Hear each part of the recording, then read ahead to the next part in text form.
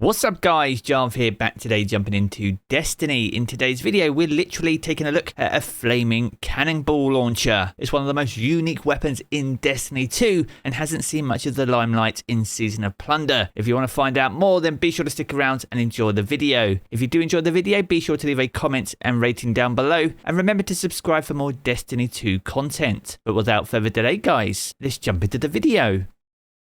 Now, alongside the launch of Season of Plunder, we got a massive range of pirate-themed weapons. A lot of them are obtainable via the expedition and also the catch crash activity, but one of them is hid on a ritual weapon chase. This can be picked up from any vendor over in the tower, including Commander Zavala, Lord Shaxx, and even the Drifter. You'll unlock this weapon once you reach rank 16, and this weapon today is the Cry Mutiny. Now this weapon is a hard-hitting adaptive frame and fires at 120 rounds per minute. Now as this is a ritual weapon, it has a fixed roll, which in this case is volatile launch, which greatly increases its blast radius whilst also decreasing its handling and projectile speed, on top of mini frags where grenades are smaller and more compact for easier reloading. And in the two main trait columns we have two perks. We have Incandescent, where defeating a target spreads Scorch to those nearby, and more powerful combatants and opposing guardians cause Scorch in a larger radius. But with Incandescent, it's important to remember that kills apply 30 Scorch to enemies. The Ember of Ashes will increase this to 40 Scorch stacks. And if you kill powerful combatants and players, this will increase the range to 8 meters, making this a very powerful trait. As well as Incandescent, we have Demolitionist, where kills with the weapon generate grenade energy, and activating your grenade ability reloads the weapon from reserves. Now as this is a power weapon, this will generate 10% grenade energy per kill. And in the final column we have Swashbuckler, where this weapon gains increased damage from melee kills and kills with this weapon. This stacks up to 5 times, and if you can get full stacks of Swashbuckler, this will increase your damage by 33% and last for 4.5 seconds. You can refresh this on a kill, and melee kills will instantly grant you those 5 stacks. And the final legendary trait is Vorpal Weapon, which increases damage against bosses, vehicles, and any guardians with their super active. And once again, as this is a power weapon, this will be granted a 10% additional damage bonus against those combatants. Now as the Cry Mutiny is the ritual weapon, you also have the choice of all 3 origin traits. You have Vanguard's Vindication, where final blows with the weapon grant a small amount of health. You have One Quiet Moment from the Crucible, which grants increased reload speed when you're out of combat. And you also have Gun and Run from Gambit, where rapidly defeating targets with this weapon will grant bonus sprint speed, and guardians, powerful combatants, and high value targets will grant a bonus quicker. Now as we said earlier, you can earn this from any of the 3 main ritual activity vendors in the tower. The fastest way to do that though is to take advantage of any weekly bonus rank rewards. As of the making of this video, the current rank reward bonus is over in the Crucible, alongside the launch of Iron Banner, Eruption, and Momentum Control. So if you want the quickest way to get Cry Mutiny this week,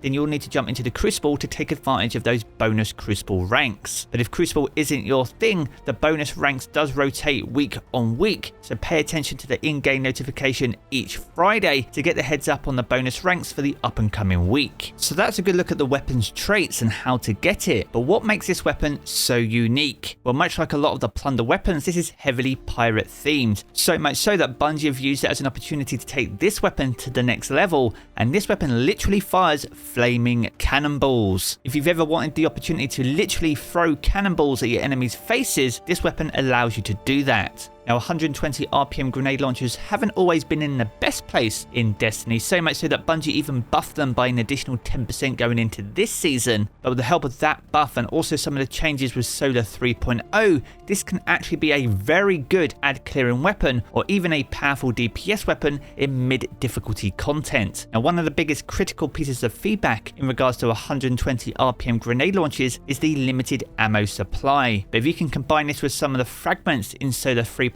which we're going to cover in this video, you can in fact take out huge waves of ads with a single cannonball. And further still, you can combine these fragments with elemental whirls to increase your damage, switching this weapon from an ad clearing weapon into a boss damage beast. It has great utility, but you really need to lean into it and adjust your loadout accordingly. Now this weapon really begins to shine when you combine Incandescent with Swashbuckler. Those are the two main traits that we have equipped during this video. In terms of Solar 3.0 setup, we are running the Warlock, but you can run this on absolutely any class. In terms of aspects, we have the Touch of Flame. This will help improve our Solar Grenade. This increases the lingering duration, as well as allowing the grenades to emit blobs of lava around its perimeter. We've paired that with Icarus Dash, which will link into Rain of Fire, the exotic boots, which will allow us to reload all our weapons incredibly fast. In terms of fragments, there are three main fragments you need to have equipped. We have the Ember of Char. This is where your solar ignition spread scorch to affected targets. This also increases your discipline by +10. The other main one is Ember of Ashes. This allows you to apply more scorch stacks to your targets. And the final main one is Ember of Eruption, and your solar ignitions have increased area of effect. It also grants you +10 to your strength. If you combine those three fragments with Incandescent, this turns the Crymutiny into the excellent ad clearing weapon that it is. Now another bonus for Incandescent is this allows Swashbuckler to stack by spreading to multiple targets. The weapon literally increases damage on its own, spreading through all the combatants in the area, taking them all out. Now you can either let Swashbuckler do all the work, or if you kick off your engagement with a melee kill, Swashbuckler will be already at ×5, dealing 33% more damage, allowing Scorch to spread faster and ignitions to detonate sooner. So that shows us how to get the most out of Crymutiny using Solar 3.0 to make it a great ad clearing weapon. But what about boss damage? Now to get the most out of this, we're going to be utilising Elemental Wells and Font of Might alongside Swashbuckler ×5 and also a Well of Radiance. When you combine those three things, this grenade launcher can hit extremely hard, making it great for Legendary and Master Lost sectors alongside those other mid difficulty activities. Now in terms of the Elemental Wells that we're using today, we have Elemental Ordnance. This is where defeating a combatant with a grenade spawns an Elemental Well that matches your subclass energy type. And that's alongside Font of Might, and that is where picking up an elemental well that matches your subclass energy type will grant a temporary bonus to weapon damage that matches your elemental type.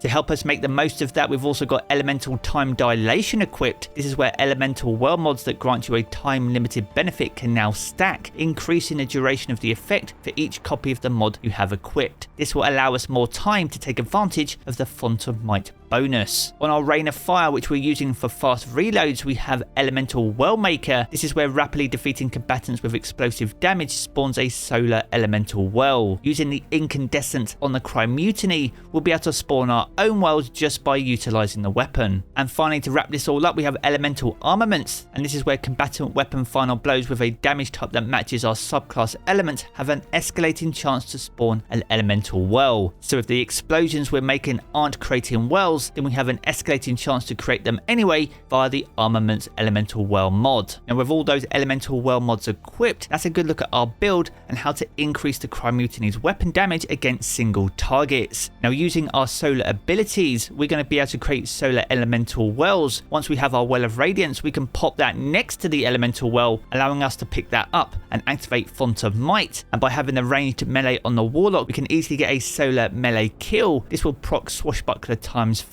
and with all those bonuses active, the Crymutiny will be able to take a single target down in little next to no time. It gives this weapon great utility, whether that's using Incandescent for clearing large waves of ads, or if you can stack these bonuses together and plan your attacks accordingly, allow you to take down a single target just as easily. So there we have it guys, a good look at Crymutiny, the flaming cannonball grenade launcher. If you've enjoyed this video, be sure to check out one of the two videos you see here in these cards for more Destiny 2 content. And if you want to keep up to date with everything to do with Destiny 2, then be sure to hit subscribe as well. I'm going to jump into the game as always guys, and I will catch you all again very soon.